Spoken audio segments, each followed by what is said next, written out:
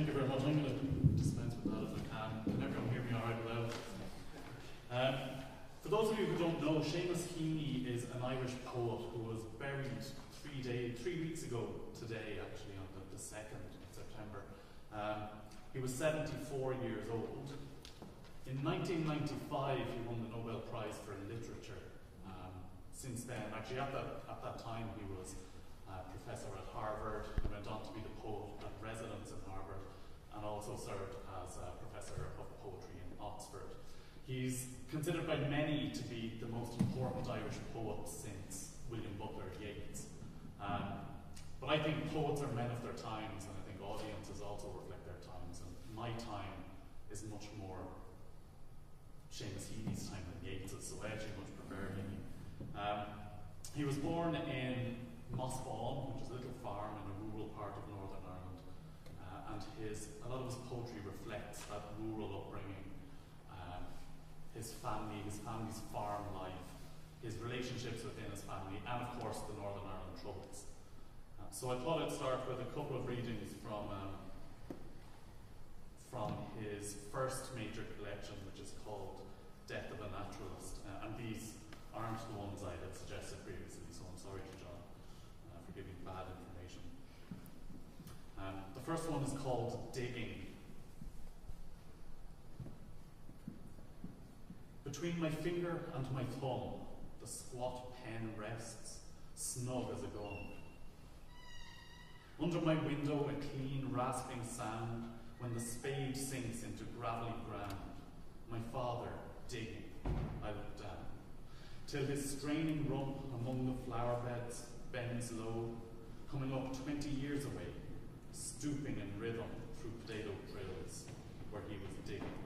The coarse boot nestled on the log, the shaft against the inside knee was levered firmly. He rooted out tall tops, buried the bright edge deep to scatter new potatoes that we picked, loving their cool hardness in our hands. By God, the old man could handle a spade, just like his old man. My grandfather put more turf in a day than any other man on Toner's bog. Once I carried him milk in a bottle, corked sloppily with paper. He straightened up to drink it, then fell to right away, nicking and slicing neatly, heaving sods over his shoulder, going down and down for the good turf, digging. The cold smell of potato mould, the squelch and slap of soggy peat, the curt cuts of an edge through living roots awaken in my head. But I've no spade to follow men like them. Between my finger and my thumb, the squat pen rests. I'll dig with it.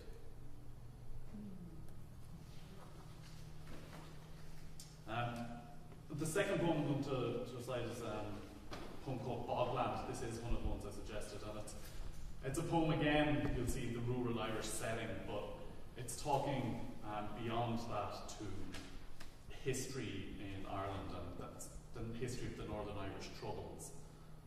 And as a historian, I kind of like some of the imagery he uses here. So this is Bogland for T.P. Flanagan. We have no prairies here to slice a big sun at evening. Everywhere the eye concedes to encroaching horizon is wooed into the cyclops eye of a tarn. Our unfenced country is bog that keeps crusting between the sights of the sun. They've taken the skeleton of the great Irish elk out of the peat, set it up, an astounding crate full of air. Butter sunk under more than 1,000 years was recovered salty and white. The ground itself is kind, black butter, melting and opening underfoot, missing its last definition by millions of years. They'll never dig coal here. Only the waterlogged trunks of great firs, soft as pulp. Our pioneers keep striking inwards and downwards. Every layer they strip seems camped on before. The bog holes might be Atlantic seepage.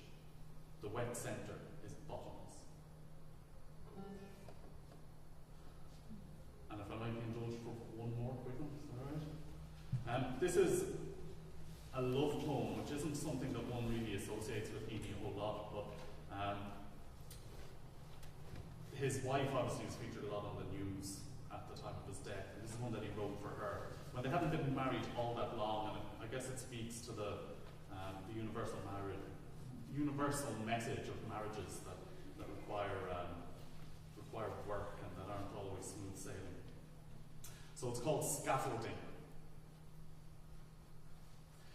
Masons, when they start upon a building, are careful to test out the scaffolding. Make sure that planks won't slip at busy points. Secure all ladders. Tighten bolted joints. And yet all this comes down when the job's done, showing off walls of sure and solid stone. So if, my dear, there sometimes seem to be old bridges breaking between you and me, never fear. We have let the scaffolds fall, confident that we have built our wall. So thank you very much. It was just